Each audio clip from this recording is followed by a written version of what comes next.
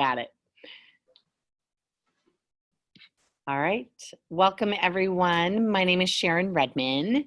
I am a special education teacher and assistive technology practitioner and AT specialist, AAC specialist, and working in the public schools right now. And we're all here together this afternoon to talk about AAC modeling, the who, the what, the how of AAC modeling. So I presented this webinar last year, and so we had a lot of interest, so we thought we'd do it again. And also had the opportunity to present it at Closing the Gap with Kelly Fauner as well, which was super fun. So I hope we enjoy our time together. Please go ahead and put some chats in if you have any questions, and happy to answer them as best as I can. So aided language, we're going to just jump right in and going from research to practice. And what I have found in my own practice has been that there's been a lot of reluctance in performing and doing aided language stimulation or aided language input, lots of different names out there.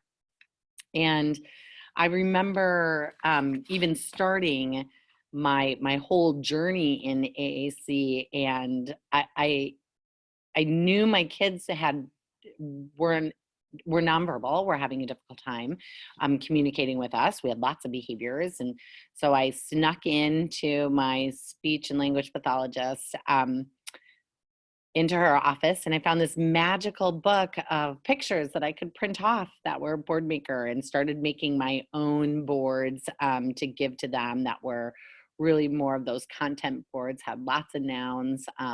Way back in the 90s, didn't really know what I was doing, made lots of mistakes, but always knew that I had to be pointing to these pictures. I had to be modeling. That just seemed to be this natural piece. And then with Caroline Musselwhite's research on aided language, and moving on, just learning more about it, the importance that has come. And so that's what we're here today, is to kind of look at what these barriers are, and how we can help support our AAC users, and how we can support people that support them.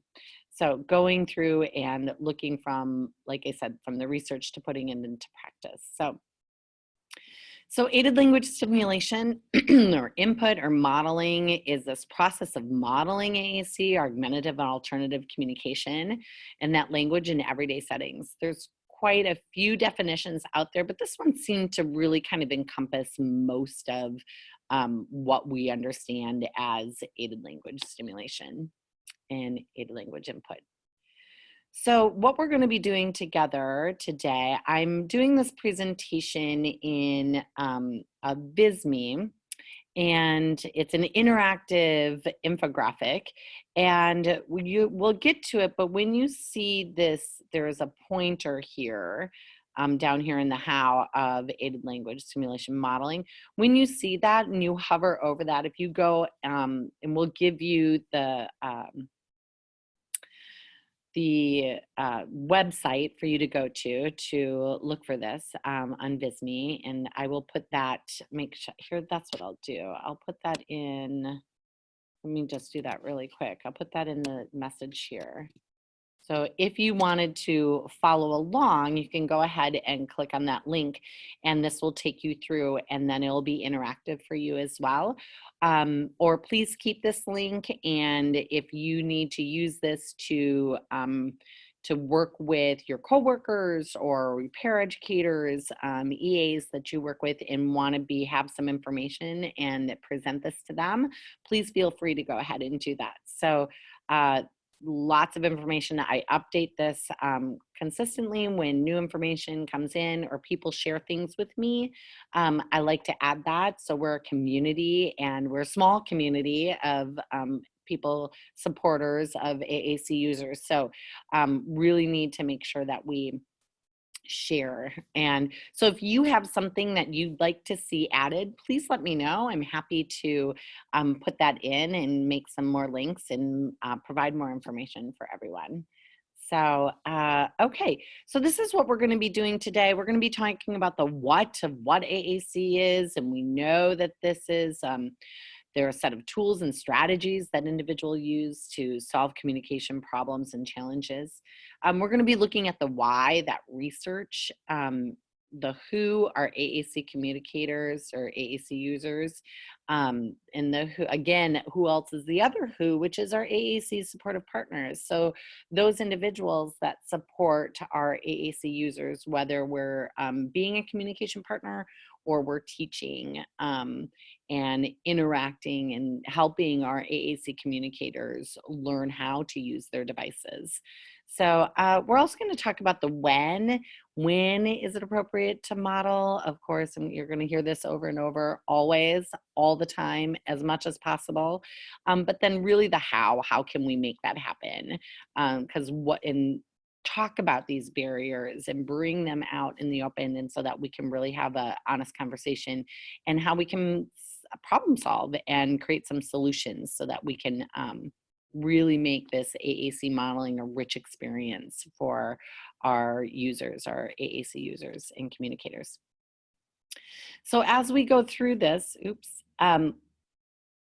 one of my partners and that I present with, Mike Hipple, who's also an AAC communicator, AAC user, we really have talked at length about using and understanding this communication bill of rights. And as he is an AAC user, he's really passionate about making sure that if you haven't seen this, that we spread the word, that really that there are rights in communication. I've put a link here. This one was redone by Kate Ahern, and if you don't follow her, you can follow her on Facebook. I think her Facebook page is AAC Model Move and Get Out of the Way, where you can find her. So she has lots of parents, lots of support, and lots of AT specialists and AAC specialists that are on her website. So really important to kind of have these. I have these up in my room. I put these on all over the school so that not just me, it reminds me as a visual support for myself, but also for everyone around to remember these rights that we all have as communication and communicating individuals and humans. So the other piece that Mike and I talk a lot about is presuming potential in this competence, this presuming competence. And we've had a lot of conversations about this, that people tend to choose to talk that talk, but really not really walking that walk. And so it's really important to understand that presuming competence is not presuming knowledge. So just because you don't know how doesn't mean you can't know how.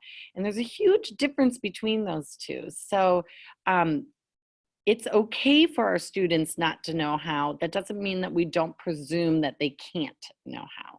And we need to really distinguish those two ideas. So, and Mike and we agreed that every time we present, we're going to keep spreading that word of making sure that people understand that presuming competence. It's really important. And when we work with individuals that have challenging and complex communication needs and challenging bodies, that we really make sure that we're understanding and thinking through that. So moving on, we really want to set the stage is make sure that we're all speaking the same language and that we all have a really great understanding. And so kind of going back to some basics and understanding this, what is aided communication? And so vocalizations, facial expressions, sign language, gestures, and then what is this aided communication? So looking at those letters, words, speech generating devices, SUDs, pictures and symbols, that is an aided form. It's something that you have to have an aid or a tool in order to use that communication that is not yourself or on your body. So such as vocalizations and expressions, sign language and gestures. And where these then combine is looking at this multimodal of communication, and where we accept all forms of communication. It's often, when I say I made mistakes, is back in the day when we would sit at snack and we would have our AAC in our boards, and they're, I have my kiddos are reaching for the cookies, are looking, they're pointing, they have facial expressions, you can tell that they want it, and they don't have verbal language because of their communication disability. And then I would say, no, you need to use your words, you need to say, I want cookie. When they already had told me, they had given me that body language, facial expression. Maybe they did a little grunting, joint attention, and I didn't accept that. And that was a huge mistake. And we really need to make sure that we're honoring and accepting all forms of communication when we're doing AAC. What I know now is what I should have done and what I do and how I help my parents kind of. They're like, well, fine, how am I going to get them to use this AAC then if I don't have them stop? Is that I often will say, oh, it looks like you want a cookie, you're pointing and you're looking at the same thing I'm looking at. But there's another way that we can say it, and we can also say it on our device. And so I'll hold up our device and I will use that as an opportunity to model. I can also use my words and I can say, I want a cookie. So 2 ways, that's awesome. Let's go and let's have our snack. So just a different way, a better way, I feel, and to honor and use and understand that AAC comes in a multimodality package. We all communicate in different ways. I had a team meeting just the other day, and we have two AAC users who are just starting, kindergartners, and one of their paras was standing by the door in their kindergarten, standing by the door and said to them and waited and said, you need to ask me, can you open the door, please? And one of the things they said, well, let's kind of stop and think about this for a second. Let's look at what is developmentally appropriate and age appropriate. If there was a kindergartner who didn't have a complex body and didn't use AAC, and that was just kind of standing there by the door and looking at the handle, what would we do as adults? We would say, oh my goodness, hey, honey, let me help you open the door. Right? We don't necessarily expect them. We wouldn't say to them, you need to use your words. What do you want? Do you want me to open the door? Say, help me open the door. We don't do that with other 5-year-olds. And so in that situation, so really contextually wise, we really need to think about how can we set up that to help him or my students or any students kind of learn, like, if no one is helping you, what could you do? Let's practice that. But in that moment, what would we do with other 5-year-olds? And if the answer is we would just open the door, then we should be doing that and have set that expectation for our students that have complex bodies and complex communication needs. So just kind of really thinking through this, that we're honoring all forms of language. And then we can go to the side and say, well, here's another way that we can do this. Or let's practice how we could do that. If someday we get stuck and no one's listening to me, what could I say? That type of thing. So we can use it as a teachable moment, but really stepping back and making sure that we're really looking at that the same way we would for a student who doesn't use AAC. Okay, so moving on. So what's this problem that we have? Why do we need to use modeling? Why should we be modeling? I get this question asked all the time from my paraeducators and teachers and therapists, people that I work with.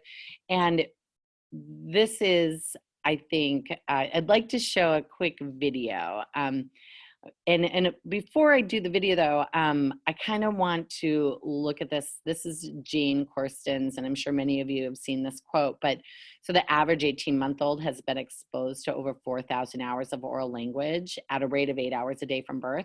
But a child who has a communication system and receives, a couple times a week, 20 to 30 minute sessions will reach the same amount of that language exposure, that aided language stimulation, in 84 years. And that's not okay. We don't have that kind of time. We need to change that model, and it needs to come out of our SLP closets, and we need to be bringing that into the classrooms, into the hallways, into home, in the cars, everywhere we are, that we should be modeling as much as possible. So This also is some a research study that I done that I read that is referenced at the end of this VISME, is comparing this AAC modeling to verbal language modeling in an average 3-year-old in 1 week. So this is the amount of spoken language, which is about 125,000 spoken words modeled,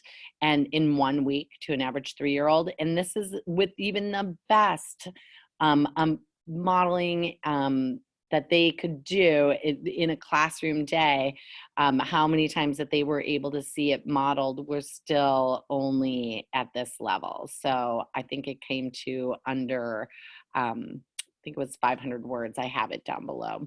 So a significant difference in modeling. So I found this really cute video from Christopher Bajaj, who they run a podcast, and I encourage everyone to go listen to that podcast. And we're going to listen. Just a quick video.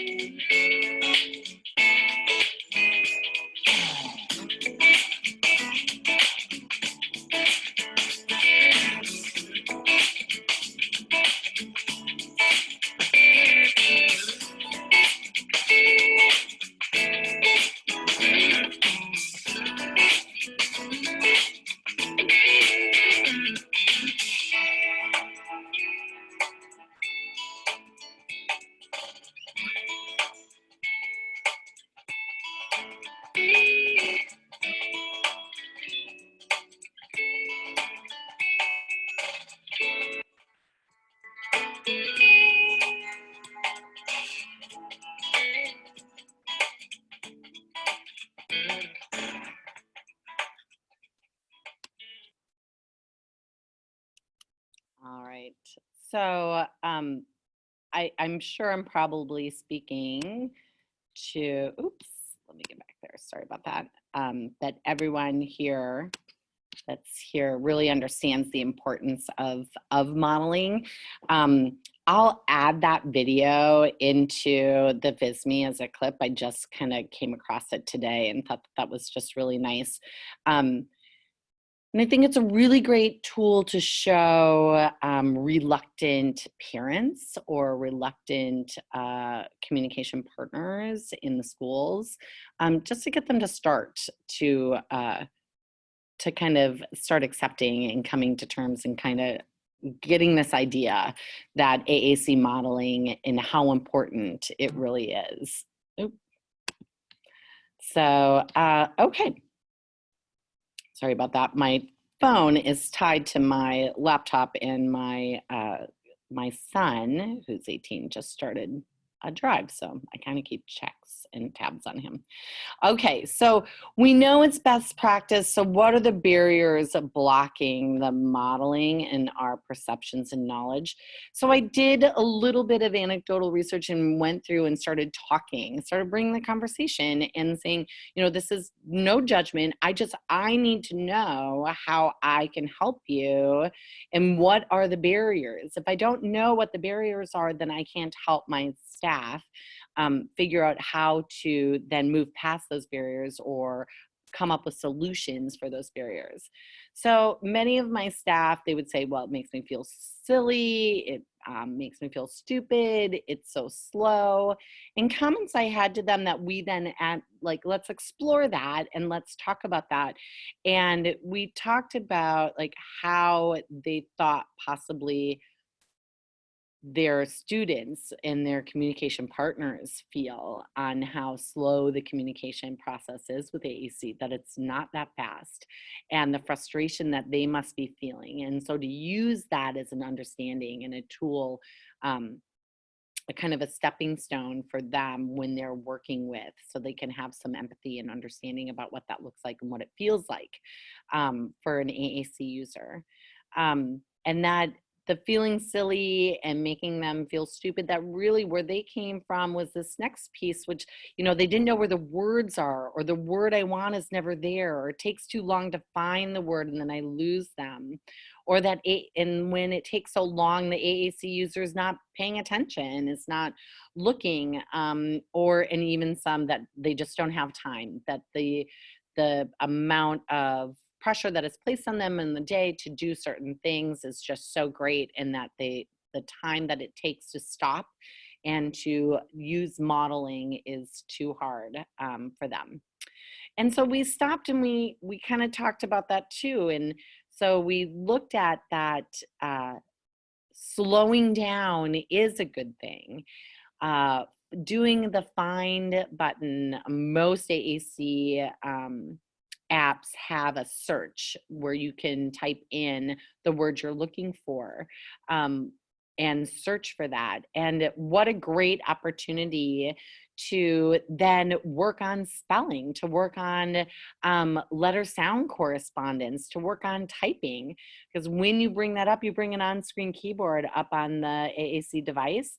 And if you're typing in and you're going to be talking about the word cat and something you've done with that fringe vocabulary, that being able to find that and sounding that out and modeling what that looks like on a typing on a QWERTY keyboard that's in their device, all of those pieces are very powerful and needed for our students. Many of our students listen and read any of Karen Erickson's and David Copenhagen's stuff out of UC Chapel Hill about reading in AAC and complex communication kiddos and needs. The opportunities that our students with complex bodies and complex communication needs are much drastically lower when it comes to reading, and they need to be exposed to those skills as well. So what an opportunity to use that as that. And when we started framing it as that, each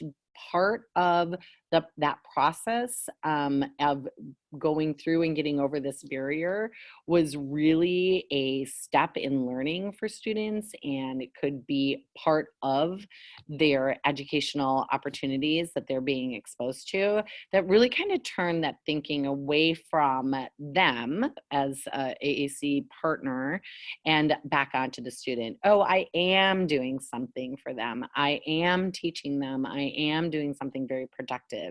And it really changed that narrative. One of my just lovely, great para, she's like, well, what if someone sees me talking to myself and just pointing, and the people are going to think that I'm crazy, and especially if they've never seen AAC used or modeled before. And it seems trivial, but it really was a barrier for her. And so we talked about that, and we created just small cards and information cards. So when she felt that, she'd say, hey, I'm doing something really great. I'm helping AAC. Here is what AAC is, and here's what this means. And so that really helped her be able to kind of get through that.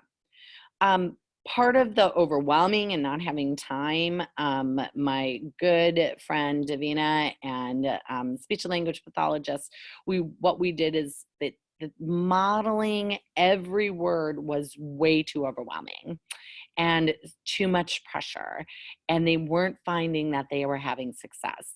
And so then people don't do what doesn't feel good to them, right? If it's not working, you don't do it.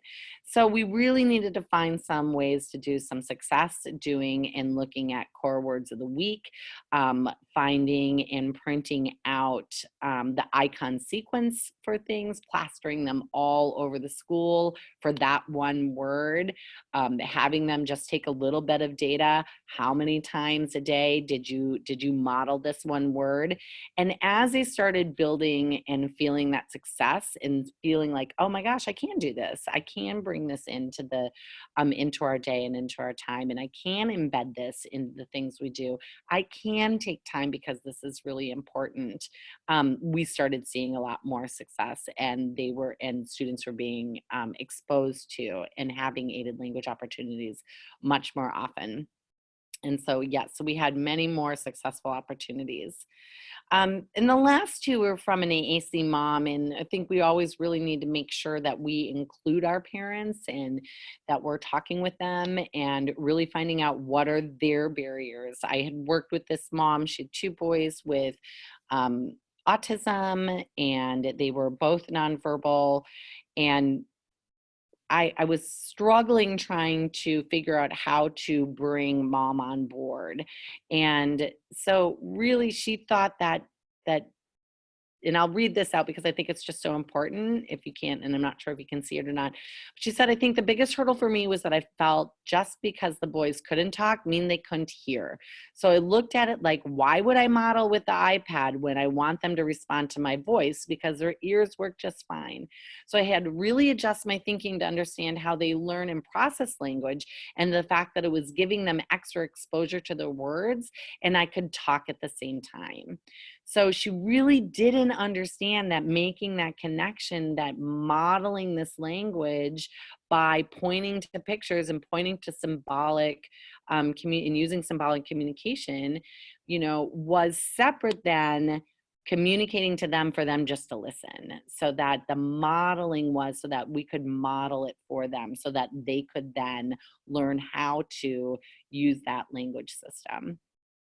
When I asked her what other barriers, she said that the hardest part was just starting, but that after she did, and after I was, we went in and encouraging, and she came in and watched this modeling, I would send her pictures and video clips of us doing it at school, that finally it kind of became second nature. And so now, and plus, for her, she said the biggest obstacle was not seeing the point that her boys didn't seem responsive in the moment. So it was easy to think that it wasn't helping. So it took months and months and months and months of us modeling before we even saw an interest in them utilizing their devices and wanting to use that. We didn't pressure them. Modeling is on the AAC partner, not on the AAC communicator. So we take that responsibility on, that we are modeling and using the device to show them how it's done and to model that communication.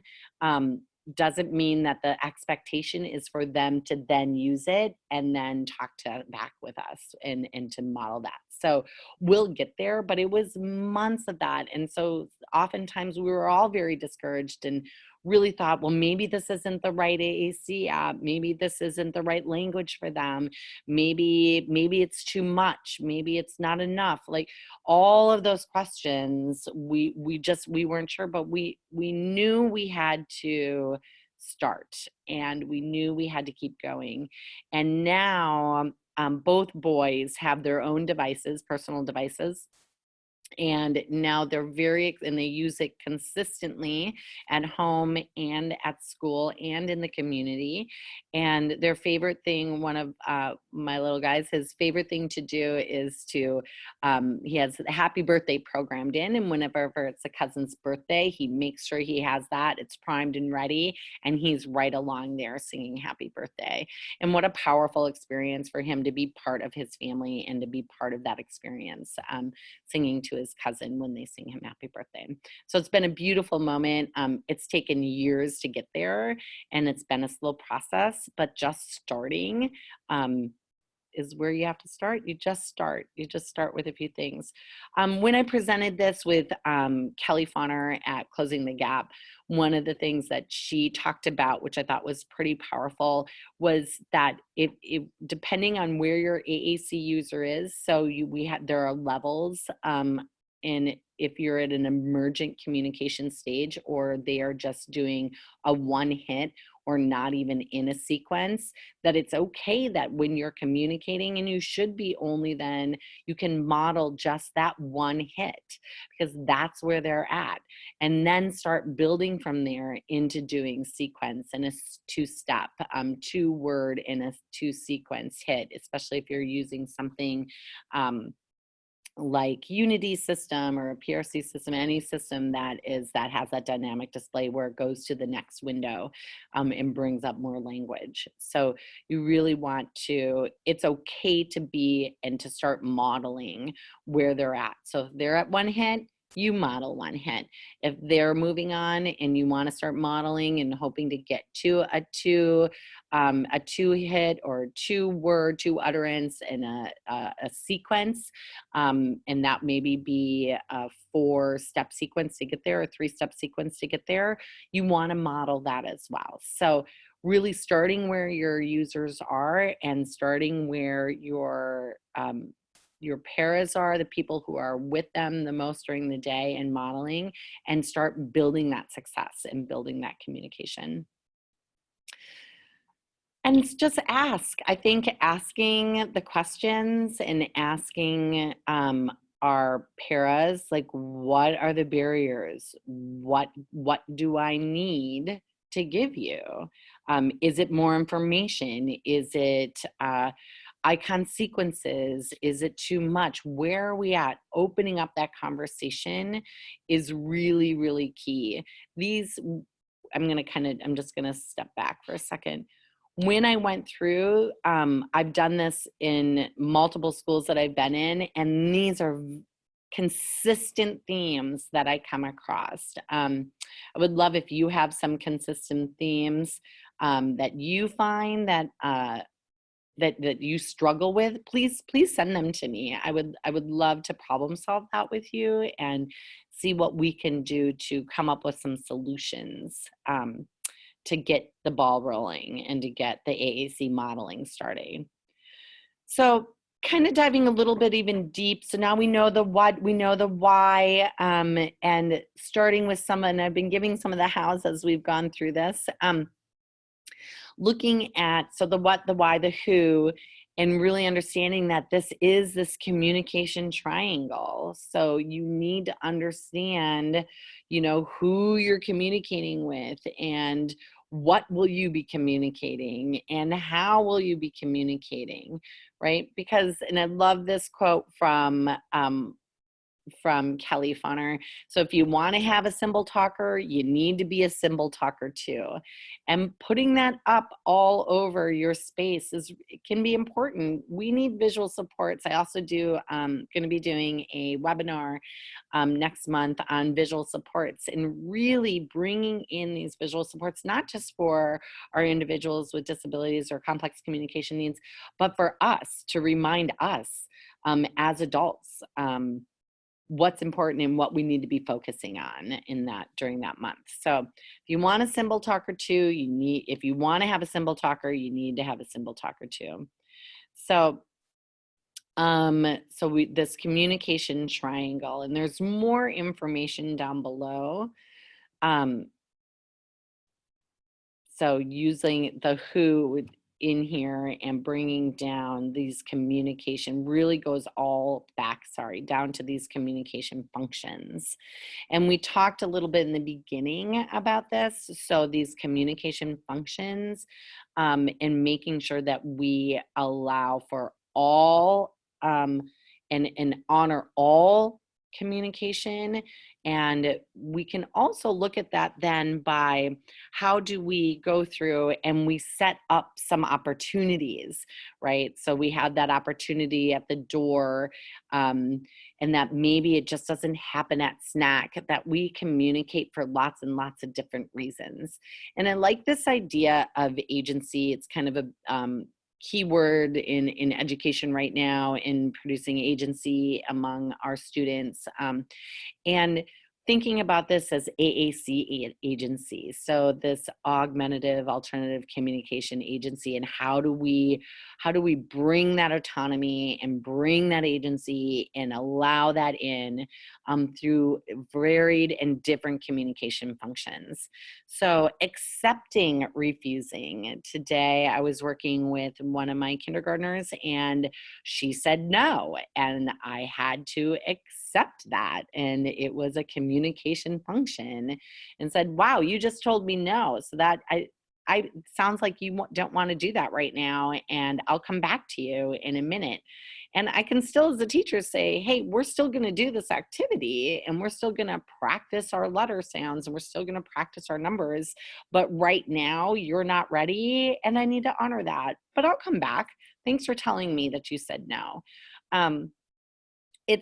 We want them to use their voice when they're frustrated, their AAC. We want them to communicate with us. And then if they say no and we don't honor that, then we're just teaching them that that's just not a function that they get to use. And that's not okay. We have to be able to allow them to refuse. Control is such a big piece. One of my favorite AAC activities, if you're part of the AAC language lab through PRC, they have this stop go activity, and just using those two icons to create an activity for, you can make me stop, and then you can make me go. Having control over someone. I'm going to take the truck and I'm going to run it. Let me know when you want me to stop. Okay, tell me when to go. Having control over something in their life and that they are able to communicate is very powerful and very meaningful. So meaningful, powerful activities are things that we want to do, and not just say, do you want this cookie? You need to tell me, and not just having it during snack and only certain canned times throughout the day. Is it the easiest part to start there? Yeah, because we have their undivided attention and we're all sitting around and communication happens during that time. And I'm not saying it's not a place to do aided language. Absolutely should be.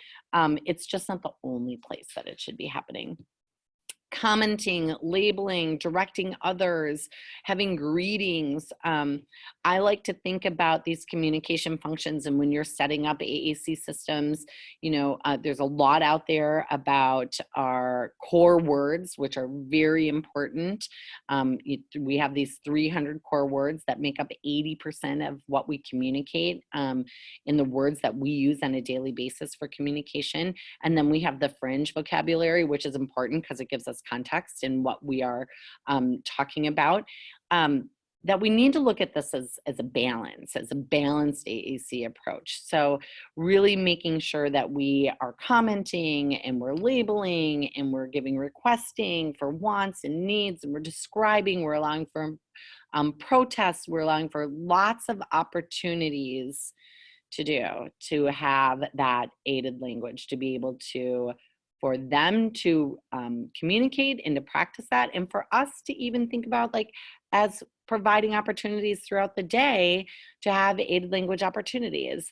I also have this little Wordle kind of posted because it reminds me as well. Like, when I kind of get stuck, like, what else can I do in our session, that have I hit all of our communication functions?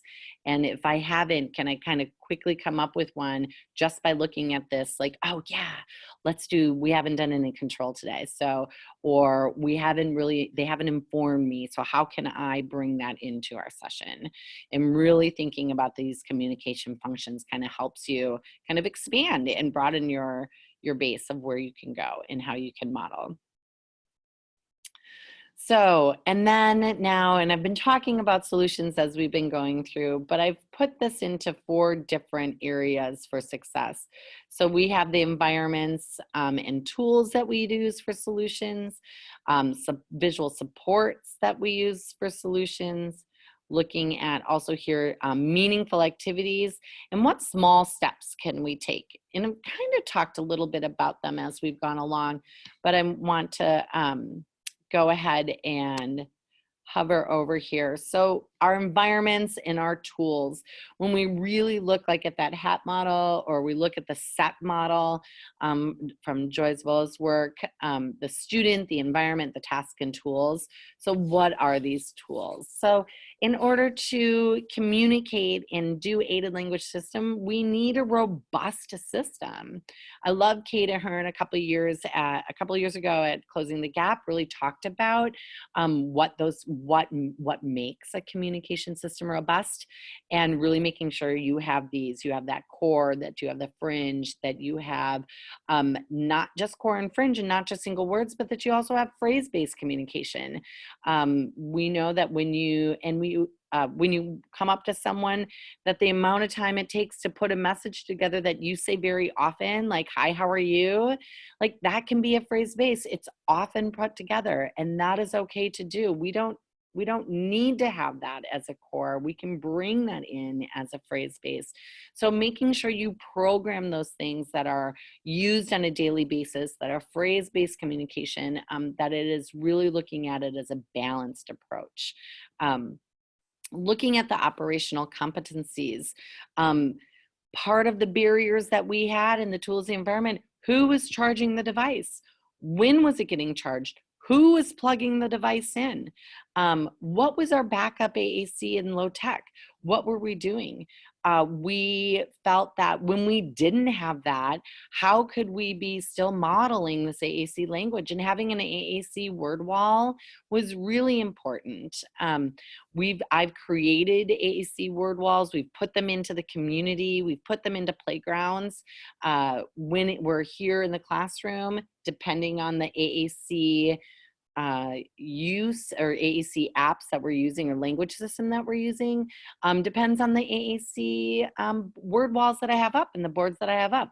Right now, I have Sotillo's up, I have PRC's up, I have a Dynavox one up. We have lots of different ones that are around. And I was speaking with someone just the other day about this idea of device fatigue in classrooms. Well, I have 4 devices, different types of AAC systems in my classroom. What do I do? How do I manage all of this? And I think it's okay. Some people look at AAC apps as in different language systems as a whole different language. And I don't necessarily subscribe to that. I think that I see it more as using symbolic communication is the language, and that it's more of a, what is the word I'm looking for? When I have an accent or a regional dialect, that looking at that, but the main idea in the main language is pointing to symbolic communication, right? When we look at PRC or Unity, MinSpeak, when we look at Dynavox BoardMaker, when we look at symbol sticks, when we look at the different symbols that are around for I, the different symbols that are around for you or want, that we want to make sure that we provide opportunities for all AAC users to see all of that. But that is more of a regional, I see as a regional dialect rather than a whole different word of want. It's the same word. Picture is pretty similar, And so I try not to get too bogged down with that idea. Try to think of like, all right, if I have an AAC user and I only have AAC users that are using LAMP, then I'm going to model with LAMP. But if I have AAC users in multiple device users in my classroom, then I'm going to switch those out. I'm going to make sure that everyone's language is honored in the classroom. And maybe this week we're going to be modeling using LAMP. Maybe this week we're going to be modeling using SNAP+ Core. Maybe this week we're going to be modeling using POD. So the point is that the language is being modeled, and that's really important. So making sure your environment and your tools are set up and you have access, that's really important. Visual supports. I think that I use this Think, Point, Say. I have it as a visual support for my staff and communication partners. And I really want them to just, especially in the beginning, they don't use it so much anymore, but think about what you want to say, point to the word, say the word. Just a 3-step process. There's another process out there called s'mores, and I've put a link here. Oops. When I stop hovering over it, it goes away. That, and I apologize, I don't have their names on the tip of my tongue. They're just right there. There's a link right there to s'mores. You can open that, the creators of that. And it's really that acronym is similar. So looking at symbolic communication, being able to point all of the steps that you need. And that's a really great, great tool to use. So I encourage you to go on. I've talked about this balanced AAC, the core and fringe words, having them day or week. If you go to Satillo, you're going to find I have it in the back. It's a calendar up for the core words of the week or core words of the month. Another really great tool that I found, and I love this, this was delivered at ATIA, and it's LAMP's literacy planner, and there are 12 books that are in here, and that they go through and give you a whole plan of how to implement AAC by using literacy, and how you can use that in modeling, which is a great tool. And what's really awesome about this tool is that, let's say you're not a PRC or LAMP or Unity user, or you don't have any, but you have Proloquo or your SNAP+ Core, whatever, one of the others, they have blank lesson plans in here, so that you can go in and blank template, here it is, so that you can create your own story with your own information. So go ahead, go on PRC. In our region, we have Jason, who is a rep, and reach out, see if you can get your own literacy planner sent. I'm sure he'd be happy to send that to you. So it's a really, really nice tool. They also provide you, in the back with a board. Jason will send you boards too if you need, and so will our Dynabox rep as well. So depending on what you have, make sure you reach out to them and get that. So I love the AAC sentence starters and the paths, that icon sequence. I think that's really important. And posting them up all over with your core word that you're working with. I think that's a huge piece when adults see. We use visual supports all the time. I'm super happy that there are stop signs in my little town that I live in, even though the people that have lived there for 90 years, know that they need to stop, but it's really great that there's that visual support to remind everybody to stop, right? We use visual supports all the time. And so it is okay for us to be putting up visual supports for the adults in the room. Activities. So sorry about that. Meaningful, motivating activities. I presented with 2 AAC users at Closing the Gap, and we talked about meaningful, motivating activities. And one of the things that I talked about, like bubbles, aren't necessarily that motivating when you're in middle school and high school. And of course, my friend and AAC user Carnivore, he had to chime in and say, well, he still likes bubbles when he's now 21, almost 21. And so, yeah, thanks, Carnivore. Shout out to you. That was very nice. So things that are motivating right now, my kinders, they love the flarp. So we have that in there. The stuff that makes noise, it makes farting noises, like it's great. So what is motivating for them? How can they use that? I bring in lots of books that they can have. We have them labeled.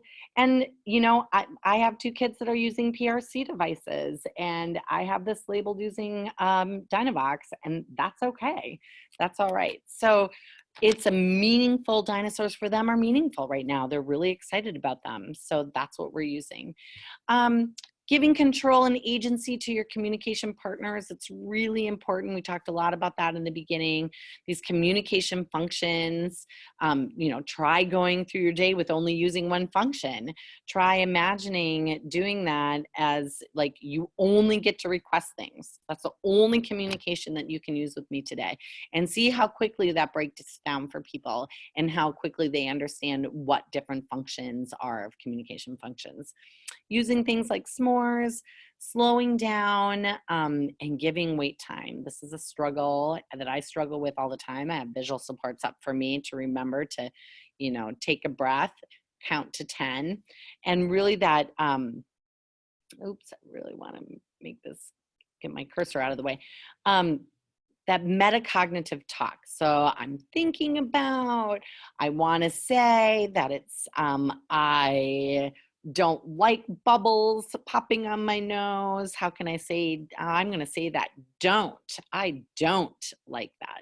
So having that metacognitive talk, putting that out there, understanding that though there are some of our friends that we work with and students that where too much verbal language can really shut kids down. So making sure you have that balance, especially when you're doing that metacognitive talking and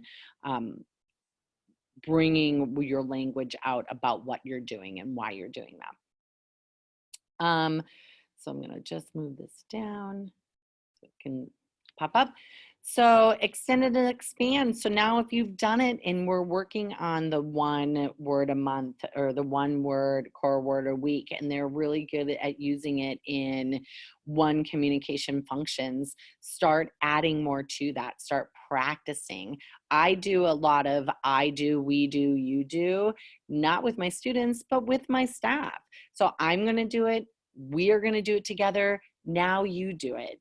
And you have to build a lot of trust in order to do that so that they feel comfortable with you and making sure that they are, when they're going through like, oh, let's just adjust this, let's tweak that when you're modeling, you know, try it this way and see how that feels, or try it this way and see how that feels. And let them then go off and do that. And then report back. How did that feel? How did that work? How many times were you able to model that today? And then giving them big kudos, big success.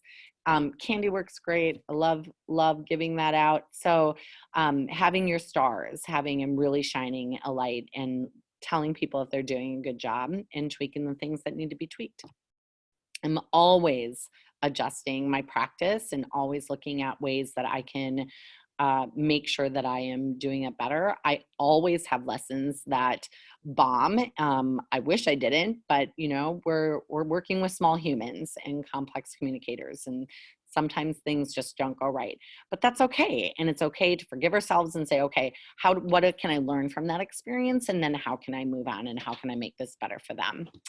So give me 3. I love this idea. So 1 word, 3 functions, 3 times a day. So being bold and doing the 3 next words. So expanding that extending and expanding that communication. I think that my pairs have really appreciated the ideas of going through and task analyzing steps so that they could really start learning how to break the tasks down themselves, so that in breaking things into small steps and being given the permission to be able to start out small and start with just one thing. So I talked about, permission to give mistakes and to model the competencies. So trying to model them as much as possible and thinking outside the box, outside of the snack table, and where can you go? Outside of the bubbles, and what else can you do to make it meaningful for students? So the when and the where, obviously, so it is home, school, and the community. Is setting up this activities. I go into homes. I model for parents in homes. We find opportunities. Where can we put icon sequences? Where can we put some activities in their day that they can just quickly start with? How can that happen? So that home, that school, and community. And so where can they do that? So I have about 5 minutes left, 4 minutes left. And if there are any questions, I'm happy to take them. Wanted to show you at the bottom here that, so I have Kelly Fauner's information because we did present this at Closing the Gap, and my information, you can always find me at communicationspaces.com, and you can email me there as well, and that's there. And I've also given you quite a few resources that these links are all hot. If you come to a link that isn't, please let me know. I want to make sure that I keep this updated. I check on it every, once every 6 months. So, but let me know, and I'm happy to do that. So I appreciate everyone coming today and spending the hour with me, and I'm learning a little bit more on how you can support your AAC communicators and your AAC partners. So, so thank you. And please, again, if you have any questions, I'm here. I don't see any in right now in the chat, but I see that Gracie has raised her hand. So yeah, Gracie, can you put it into the chat message, or if you want to turn on your speaker, I wonder if your microphone, you can do that as well.